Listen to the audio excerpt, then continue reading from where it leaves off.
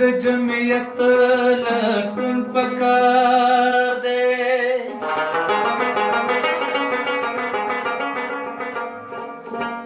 د پښتو د زلفو لا خورن پکار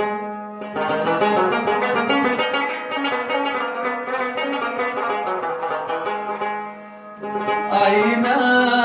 د ننني تهذیب د خادا خو جوهر پد سادا پرون پکار دے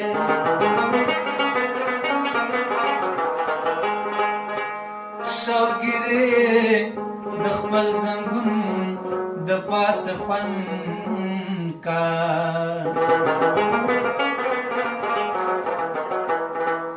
خود خوب د پارا ستا زنګون پکار